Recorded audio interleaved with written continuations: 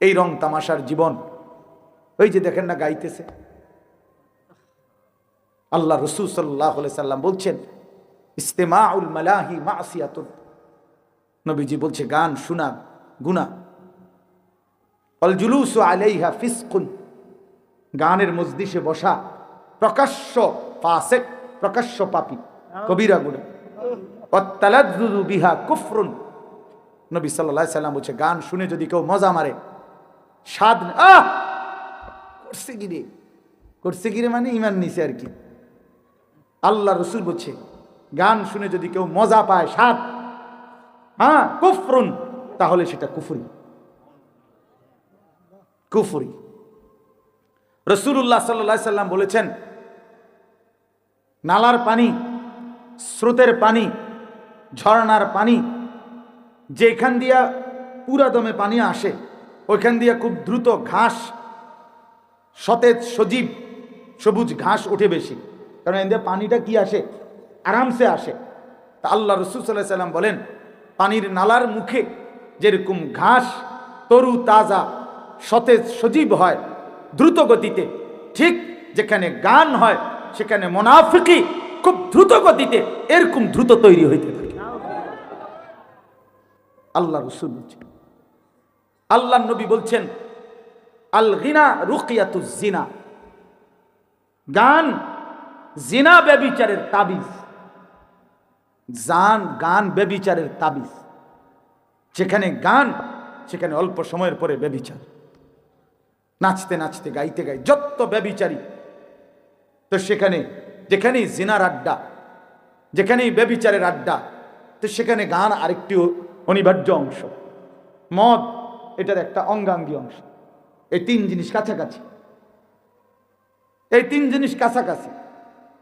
গান আছে তো ব্যভিচারও আছে, গান আছে তো মদের বোতলও আছে, নেশারও আছে। কেউ যদি বলে আমার এখানে নাই তমকের, সেটা আমি ভিন্ন বিষয়, ওনারটা উনি বলবে, আমনের সাফাই আমনে গাইবেন, কিন্তু আমি আমভাবে বললাম, ব্যাপকভাবে বললাম, ব্যাপকভাবে বললাম। এই জন্য বলতে চাচ্ছি রং তামাশার এই দুনিয়া, খেল তামাশার এই দুনিয়া। আল্লাহ রাসূল সাল্লাল্লাহু আলাইহি সাল্লাম স্পষ্ট হাদিস আছে, একেবারে আল্লাহর কসম, জুমার খুতবার বই আছে আপনার, ওইখানের খুতবার মধ্যে আছে আল্লাহ নবী সাল্লাল্লাহু আলাইহি সাল্লাম বলছেন আমারানি রব্বি বিমাহকিল মাআজিফ ওয়াল মাজামির, আল্লাহ তাআলা আমাকে দুনিয়ায় পাঠিয়েছেন এই আদেশ দিয়ে যেন আমি বাদ্যযন্ত্র ধ্বংস করি, ভেঙে ফেলি। বাদ্যযন্ত্র ভাঙার জন্য আল্লাহ তাআলা নবীকে পাঠিয়েছেন। এটা নবীজির আগমনের একটা উদ্দেশ্য। অতএব ধর্মের নামে, ধর্মের নামে, ধর্মের নামে, বুজুর্গের নামে, যে কোনো কারো নামে যেখানেই বাজনা বাজবে সেখানেই সেটা গুনাহ, গুনাহ, গুনাহ, গুনাহ। এটা নাফরমানি, নিঃসন্দেহে নাফরমানি, নিঃসন্দেহে নাফরমানি, কোনো সন্দেহ নেই। এজন্য নওজোয়ান তোমাদেরকে মোবারকবাদ, গানের আড্ডা ছেড়ে কোরআনের আড্ডায় আসছো, কোরআনের কথায় আসছো। আমি দোয়া করি তোমরা যে কয়টা ছেলে আসছো আল্লাহ তোমাদেরকে আগামী দিনের ইসলামের জন্য কবুল করেন। ইনশাআল্লাহ তোমরা পারবা, হাল ছাইরো না, হাল ছাইরো না। কিশোর নওজোয়ান যদি জালেমকে হটাইতে পারে তো কিশোর নওজোয়ান ইনশাআল্লাহ বাংলার জমিনে কালেমার পতাকা উড়াবে ইনশাআল্লাহ, আগামীর নওজোয়ান উড়াবে ইনশাআল্লাহ। যাদের হাতে জালেমের পতন হয়েছে তাদের হাতে ঈমানের বিজয়ও হবে ইনশাআল্লাহ, ইনশাআল্লাহ, কোনো সন্দেহ নেই। আমরা হতাশ না, আমরা হতাশ হই না, আলহামদুলিল্লাহ হতাশ না। আমাদেরও হিসাব কিতাব আছে, আশা নিয়েই ওয়াজ করি। কিশোর নওজোয়ান আগামী দিনের তরুণ যুবক আল্লাহর দিকে ফিরতেছে, কোরআনের দিকে ফিরতেছে। নতুন বাচ্চা আল্লাহর কোরআনের দিকেই ছুটছে বেশি। রিক্সাওয়ালা, ঠেলাওয়ালা, দিন মজুর, কুলি, দিন আইনা দিন খায়, আজকে তারাও স্বপ্ন দেখে আমার ছেলে হাফেজে কোরআন হবে। এক সমাজের উচ্চ পদস্থ পয়সাওয়ালা ধনী সর্বোচ্চ, সেও স্বপ্ন দেখে আমার ছেলেটা হাফেজে কোরআন হবে। এটা প্রমাণ করে আগামীর পৃথিবী কোরআনের পৃথিবী। মনে রাখ যে আল্লাহর কথা, কোরআনের কথা আমাদের জীবন পরিবর্তনের জন্য। এই জন্য মোবাইলটা ধরে রাখলে মনোযোগ হয় না, বারবার এটার দিকে নজর যায়। এই কারণে আমি শক্তভাবে বললাম, বরং তোমরা ছেলেরা যারা দাঁড়ায় আছো দেখো যে কষ্ট করে বসার কিন্তু জায়গা আছে, যে যেটুকুই শুনো ভাই বসে শোনো। মনে করো তুমি 10 মিনিটেই শুনলে, আমার কোনো আপত্তি নেই, তো 10 মিনিট বসে শোনো। এই পিছনে জায়গা আছে, এখানে দাঁড়ায় না থেকে পিছনে যাও, বসে শুনলে আল্লাহর কথা আদব হয়। জুতা পায়ে আল্লাহর কথা শোনা আদব পরিপন্থী।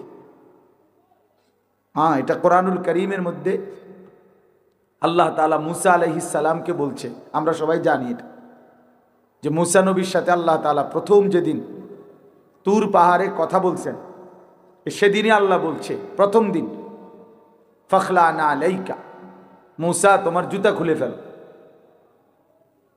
এরপরে আল্লাহ তাআলা ওনার সাথে কথা বলছে। তার মানে আল্লাহর কথা শুনবার আদব জুতা খোলা, বসে পড়া। হযরত জিবরাইল আলাইহিস সালাম, আপনারা আমার দিকে তাকান, ছেলেরা এমনি শুনবে ইনশাআল্লাহ। তো জিবরাইল আলাইহিস সালাম, হাদিসের মধ্যে আছে, যতবার তিনি নবী সাল্লাল্লাহু আলাইহি সাল্লাম এর কাছে মানুষের আকৃতিতে আসছেন, জিবরাইল নবীজির কাছে দুইভাবে আসতেন। কখনো অদৃশ্যভাবে আসতেন, যেটা নবীজি টের পাইতেন, সাহাবীরা দেখতো না, বুঝতো, নবীজির চেহারা দেখে বুঝতো জিবরাইল আসছে। নবী সাল্লাল্লাহু আলাইহি সাল্লামের হালাত, চেহারার রং বদলাই যেত, রক্তিম লাল হয়ে যাইত, পবিত্র চেহারা থেকে ঘাম ঝরত, এবং নবীজি সাল্লাল্লাহু আলাইহি সাল্লামের নাকের কাছে, মুখের কাছে মৌমাছির গুনগুনে আওয়াজ শোনা যাইত। সাহাবীরা বুঝতেন জিবরাইল আসছে, কোরআন নাজিল করছে। তো এটা ছিল একটা। আর কখনো কখনো জিবরাইল আলাইহিস সালাম সরাসরি মানুষের আকৃতি ধরে নবীজির কাছে আসতেন। এই মানুষের আকৃতি ধরে যখন আসতেন, তখন তিনি নবীজির সাথে যে কথা বলতেন, বসে কথা বলতেন আদবের সাথে। নবীজি সাল্লাল্লাহু আলাইহি সাল্লামের সামনে একবারে নামাজের হালাতের মতো বসতেন। নবী সাল্লাল্লাহু আলাইহি সাল্লামের দুই হাঁটু মোবারকের সাথে হাঁটু মুখোমুখি করে জিবরাইল বসতেন, বুক বরাবর, হাঁটু বরাবর, চোখ বরাবর। মনে করেন আমার এই দুই হাঁটু বরাবর যদি ওইদিকে কেউ বসে আমার মুখোমুখি, তাহলে হাঁটু যেমন বরাবর, তো বুকও তো বরাবর, চোখও তো বরাবর, ঠিক না? এতে তাওয়াজ্জু বেশি হয়, এতে ফায়দা বেশি হয়, উপকার বেশি হয়, চোখের সাংঘাতিক পাওয়ার, নজরের বরকত হয়। এই কারণে এই দুইটা কথা মিলাইয়া বললাম। একটা হলো আল্লাহর কথা শুনতে বসতে হয়, জুতা খুলতে হয়। এজন্য দাঁড়াইয়া আল্লাহর কথা শোনা আদব না। হ্যাঁ, একান্ত নিরুপায়, জায়গা কোনোভাবেই আর নাই, অথবা জায়গাটাই এমন যে দাঁড়ানো ছাড়া উপায় নাই, এমন কোনো পরিস্থিতি হতেই পারে। তো সেটা তো বিশেষ কারণ, তার জন্য দাঁড়ায় থাকলে অন্য বিষয়। এখন এরপরও যে ছেলেগুলো দাঁড়ায় রয়েছে, হইতে পারে এদের কারণ হলো এদের ফ্যান্ট এত সিফা যে এইটিতে বই তারে না, এটা শাস্তি স্বরূপ দাঁড়াইয়া থাকতে হয়। কারো কারো অভিশপ্ত জীবন যে ফ্যান্ট, আল্লাহর লানত এমন ফ্যান্ট যে এমন সিফা, এইটা দিয়ে আর বই তারে না, মানে তার বিচার দুনিয়াতে চলতেছে।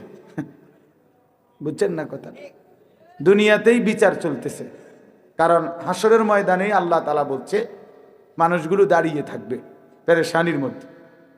এই জন্য এই সিফা প্যান্টের কারণে অনেক, আমি দেখছি অনেক ছেলে পেলে তাই না এটারে কোনো রকমে ঠ্যাং সরাইয়া কোনো রকমে বসে, মানে বেচারারে বসতে কইলে নিচে বইতে পারে না, পেশাব করতে পারে না, শরীর কুদুর নাড়াইতে চাড়াইতে, এত চিপা টাইট প্যান্ট। তাহলে এইটা কেমন লানত তার উপরে, যে কুদুর বইতারও না, পেশাব করতারও না বৈশা, এত বড় অভিশপ্ত, এটা কি প্যান্ট কিনলাম?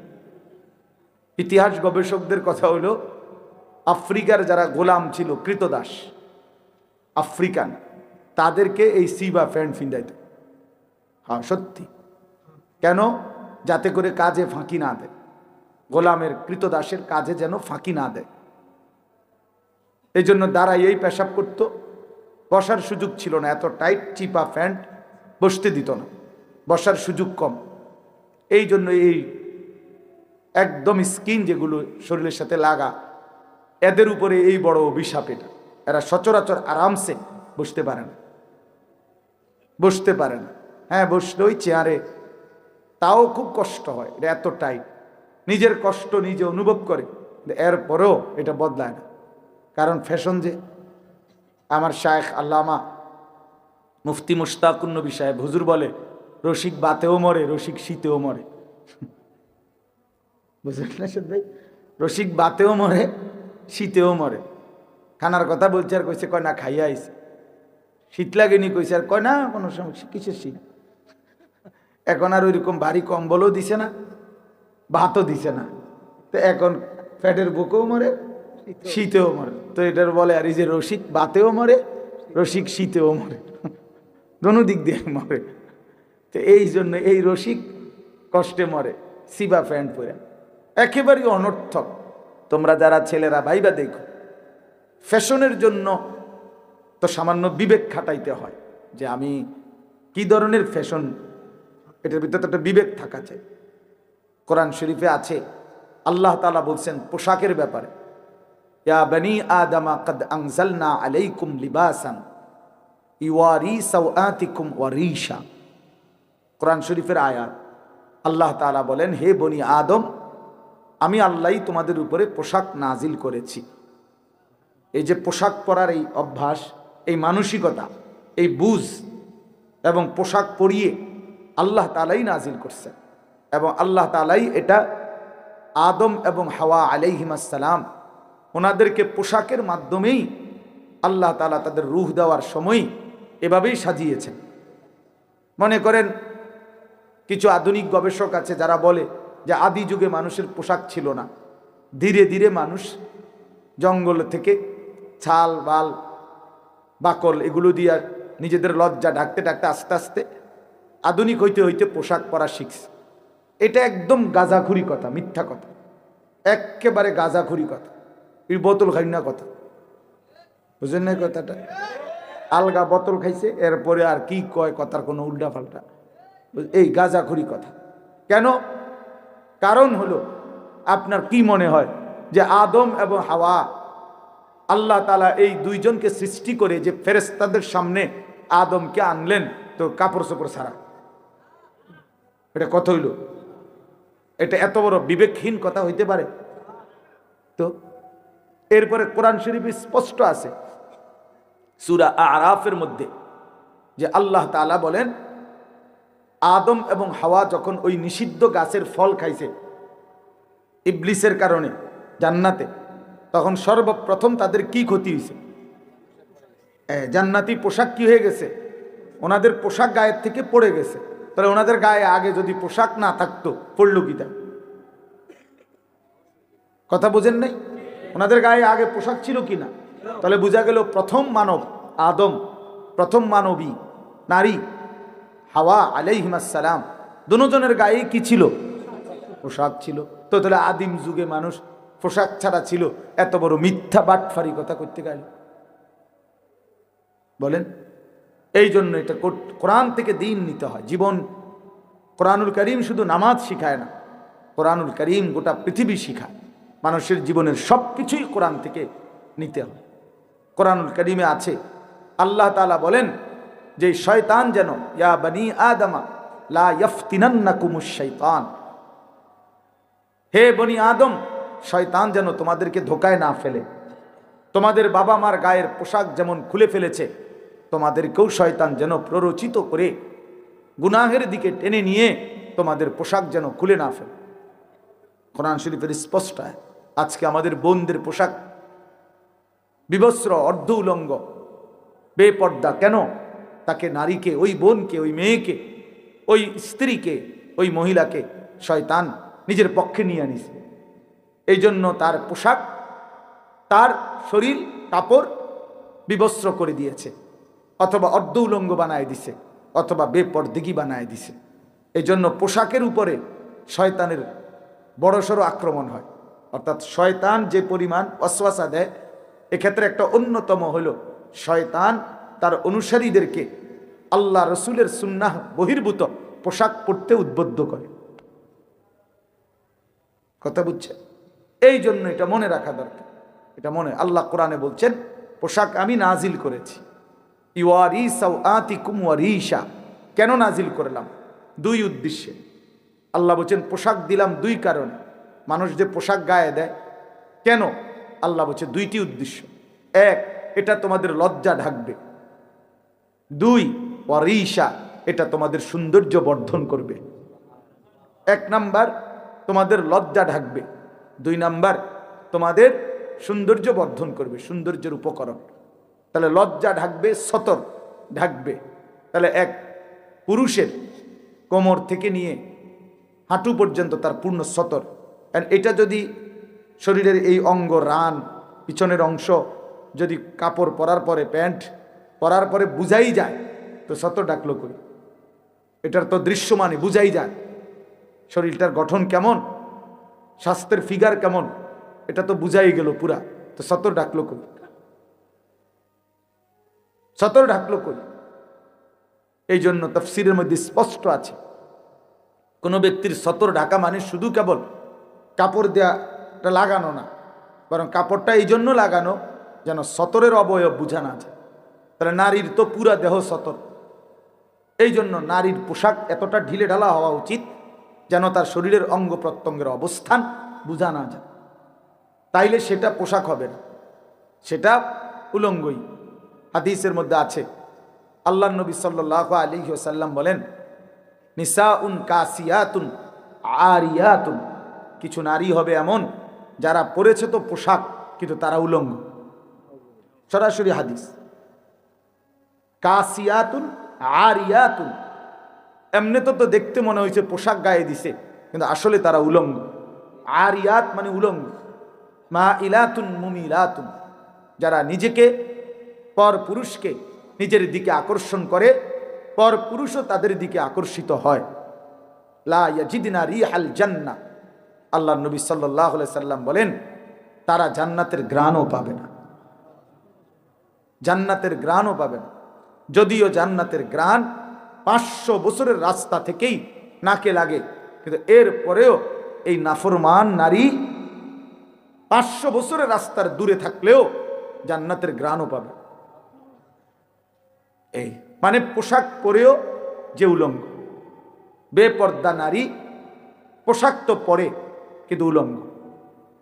উলঙ্গ জামা তো গায়ে দিছে, রঙ্গিলা বোরকা তো একটা পড়ছে, কিন্তু এতটা টাইট যে তার অঙ্গ প্রত্যঙ্গ বোঝা যায়।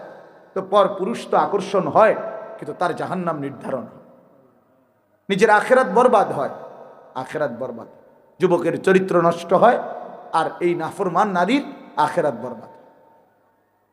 এই জন্য বন্ধু, কথার প্রসঙ্গ দেখে এটা বললাম আর কি, যে আল্লাহ তাআলা বলছে পোশাক আল্লাহ দিয়েছেন। এই জন্য কোনো কাফের বেঈমান থেকে পোশাকের ডিজাইন নিতে নাই। আমরা যারা মুসলমান বেঈমানের পোশাক পরবে কেন? পোশাক মামুলি কিছু না, এটা মামুলি বিষয় না যে পোশাক একটা ফিনলেই হলো হুজুর এগুলো নিয়েও এত মাথা কামান কেন? না না, এটা তো গুরুত্বপূর্ণ বিষয়। কোরআন শরীফে আল্লাহ বলছেন ওয়ালিবাসুত তাকওয়া যালিকা খাইর। এরপরে আল্লাহ বলেন মুত্তাকির পোশাক, তাকওয়ার পোশাক, এটাই হচ্ছে সর্বোত্তম। এ কথার দুই অর্থ। এক অর্থ হইল যে তার জীবনকে তাকওয়ার মাধ্যমে সাজাবে, গুনাহমুক্ত হয়ে আল্লাহর হুকুমের মাধ্যমে জীবনটা সাজাবে, সে যেন নিজেকে তাকওয়ার পোশাক দিয়ে সাজালো, এটাই সর্বোত্তম।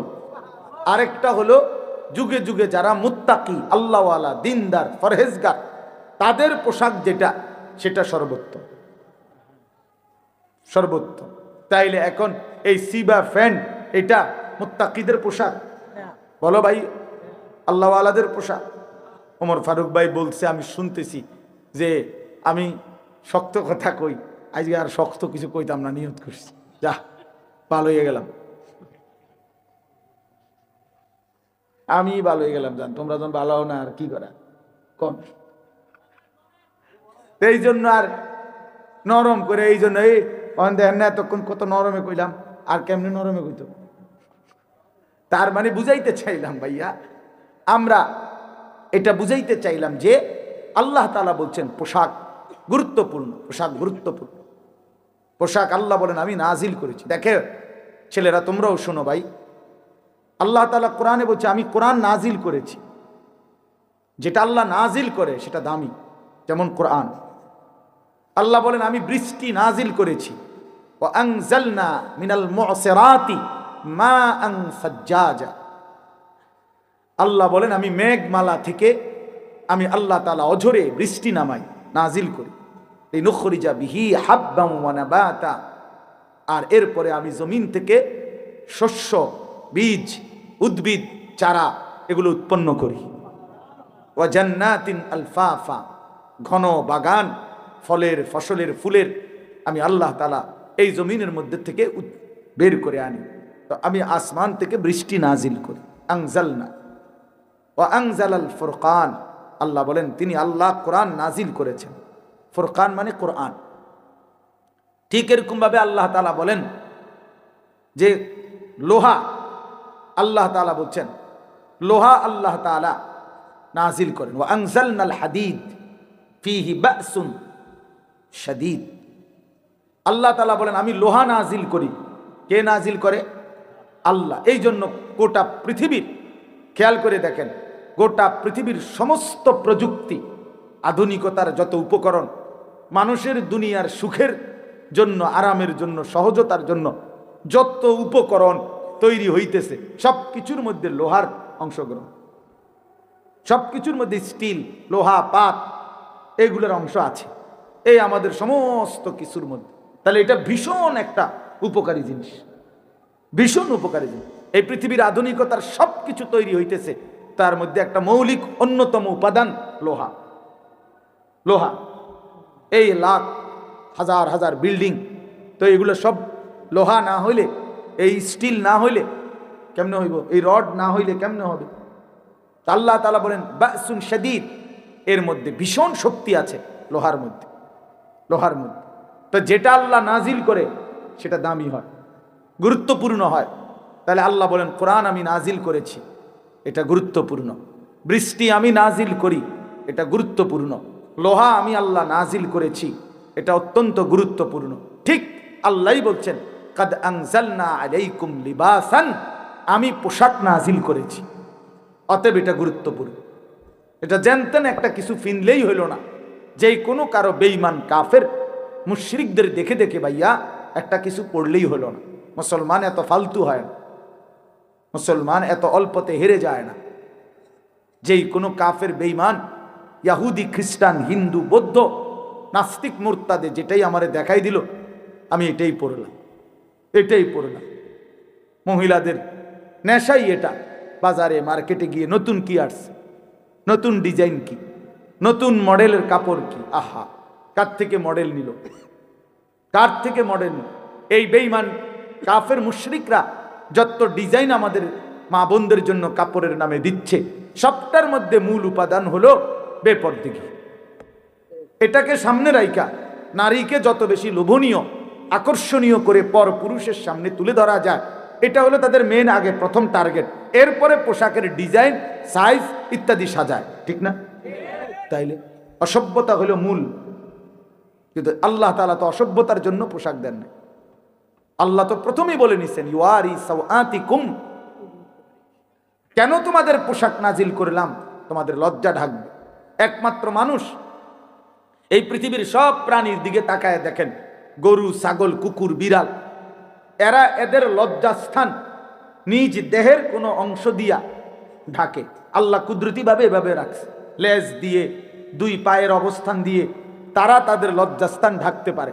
কিন্তু একমাত্র মানুষ, পুরুষ কিংবা নারী, কেহই পোশাক ছাড়া তার লজ্জাস্থান ঢাকতে পারবে না। সিস্টেম আছে কোনো? না। শরীরের অঙ্গ দিয়ে লজ্জাস্থান ঢাকার কোনো সিস্টেম তার সিস্টেমে নাই। তাকে লজ্জা ঢাকতেই হবে পোশাক দিয়ে, পোশাক দিয়ে। এই জন্য আল্লাহ বলছেন পোশাক আমি নাজিল করেছি ইউয়ারি সাওআতিকুম, এটা তোমাদের লজ্জা ঢাকবে। এই জন্য ওয়ারিশা, এবং সৌন্দর্যও হবে, পোশাকের সৌন্দর্যও হবে। এই জন্য আমি অনুরোধ করছি ছেলেরা, প্রিয় ভাই, নিজের পোশাকের প্রতি যত্নবান হও। একটা পোশাক একটা মানুষের ধর্মের পরিচয় বহন করে, পোশাক মানুষের বংশের পরিচয় বহন করে, পোশাক মানুষের ব্যক্তিত্বের পরিচয় বহন করে, পোশাক মানুষের রুচির পরিচয় বহন করে। বাহ্যিক এই পোশাক মানুষের ভিতরের চিন্তাধারার প্রকাশ করে। আরবিতে বলে আয-যাহিরু উনওয়ানুল বাতিন, মানুষের ভিতরের ঠিকানা, প্রতিচ্ছবি মানুষের বাহ্যিক দিক। মানুষের বাহির দেখেও ভিতর আন্দাজ করা যায়, ভেতর আন্দাজ করা যায়। যেমন একদম সহজ উদাহরণ, কোনো মানুষের দিকে, চেহারার দিকে তাকাইয়েই মানুষ বলে কি ভাই মনটা খারাপ, অথচ মনটা যেটা কইতেছে মনটা খারাপ, দিল অন্তর এটা তো ভিতরে, কিন্তু তার চেহারার মধ্যে সেটা প্রকাশ পাচ্ছে। অথবা কি ভাই খুব ফুর্তিতে আছেন মনে হয়, খুব খুশিতে আছেন, এই যে তাহলে দিলের খুশি চেহারার মধ্যে কি পায়, প্রকাশ পায়। দিলের অসন্তুষ্টি, পেরেশানি চেহারার মধ্যে কি পায়, প্রকাশ পায়। মানুষ দেখেই মনে করে কি ভাই খুব চিন্তিত মনে হচ্ছে। তাহলে বোঝা গেল মানুষের বাহ্যিক চেহারা মানুষের ভিতরের অন্তরের প্রতিচ্ছবি, প্রতিচ্ছবি। ঠিক তেমনি ভাবে তুমি যুবক, তোমার চেহারা, তোমার চুল, তোমার লেবাস, তোমার পোশাক, এটা তোমার ভিতরের ঈমানের প্রতিচ্ছবি। তোমার দিলে ঈমান আছে কিনা, তুমি আল্লাহ চিনো কিনা, আখিরাত চিনো কিনা, তোমার মৃত্যুর কথা মনে আছে কিনা, তোমার পরকাল নিয়ে কোনো ভাবনা আছে কিনা, এটার প্রমাণ তোমার এই বাহ্যিক চেহারা, বাহ্যিক এই পোশাক। অসংখ্য ছেলে পেলে তোমরা এটা বুঝতে চাও না, তোমরা এটা বুঝতে চাও না, সারাক্ষণ তাকাইয়া থাকো কোনো বেঈমানের মতো, কোনো বেঈমানের ডিজাইন তোমার খুব দ্রুত লুফে নাও, গ্রহণ করে নাও, অথচ ইমানদারের পোশাক তোমার পছন্দ হয়। তুমি দেখো তো ভাইয়া, ওলামায়ে কেরামকে পৃথিবীবাসী কি পরিমাণ ইজ্জত করে, তাহলে তাদের পোশাক কত সম্মানী। তুমি দেখো তো আউলিয়াদেরকে মানুষ কি পরিমাণ ইজ্জত করে, তো তাদের পোশাক চলাফেরা এটাও তো সম্মান। কোরআন শরীফে আছে, এবার বুঝাই। কোরআন শরীফে স্পষ্ট আছে, আল্লাহ নবী সাল্লাল্লাহু আলাইহি সাল্লাম কম্বল গায়ে দিয়ে শুইছেন কম্বল গাও দিয়া। নবী সাল্লাল্লাহু আলাইহি সাল্লামকে আল্লাহ তাআলা এই কম্বল গায়ে অবস্থায় আল্লাহ তাআলা ডাক দিছে, বন্ধু আপনাকে আমার এখন কথা বলবো, আমি ডাক দেব, তা আপনার গায়ে যে কম্বল, এখন আপনারে কি কম্বল বাদ দিয়া শুধু ডাক দিমু? কম্বলটা আমি কম্বলটাকে কি করব? তা আল্লাহ বলে, বন্ধু যে কম্বল আপনার গায়ে, আমি আল্লাহর কাছে সেই কম্বলটাও প্রিয়। এজন্য বন্ধু শুধু আপনাকে ডাকবো কেন, কম্বলটাকে সহই ডাক দেই, ইয়া আইয়ুহাল মুজাম্মিল, হে কম্বল পরা বন্ধু আমার। সরাসরি কোরআনের আয়াত। তা রাসূলুল্লাহ সাল্লাল্লাহু আলাইহি সাল্লামের গায়ের কম্বল দামি হয়ে গেছে, দামি হয়ে গেছে। ইয়া আইয়ুহাল মুজাম্মিল, নবী সাল্লাল্লাহু আলাইহি সাল্লাম চাদর গায়ে দিছেন, চাদর গায়ে আল্লাহ নবী সাল্লাল্লাহু আলাইহি সাল্লাম, আল্লাহ তাআলা বলছে, বন্ধু আমার যে আপনাকে এখনই ডাক দিতে মন চাচ্ছে, কিন্তু চাদরটা কি করব, বাদ দেব চাদর? না বন্ধু, আপনার গায়ের ওই চাদর এটাও আমার কাছে প্রিয়, এই জন্য আপনাকে ডাক দিতে গিয়ে চাদরকে বাদ দিলাম না। ইয়া আইয়ুহাল মুদ্দাসসির, হে চাদর পরা নবী আমার। কি বুঝা গেল বাপ? রাসূলুল্লাহ সাল্লাল্লাহু আলাইহি সাল্লামের কম্বলটাও দামি, চাদরটাও দামি, তাহলে নবীর জামাটাও দামি, নবীর লুঙ্গিটাও দামি, নবীর দাড়িও দামি, নবীর টুপিও দামি, নবীর পাগড়িও দামি, নবীর সাথে লাগা প্রতিটা পোশাকই এই পৃথিবীর সবচেয়ে সুন্দর, সবচেয়ে সুন্দর, সবচেয়ে সুন্দর। বাকি তোমরা যারা বেঈমানের মতো সাজলা গুজলা, তোমরা ভুল করলা, ব্যর্থ হইলা, ফ্যাশনের নামে, সৌন্দর্যের নামে জাহান্নামের আগুন নিজের গায়ে লাগাই, বরবাদ হইলা। ফালতু মডেল ধরলা, ফালতু ফালতু ফালতু।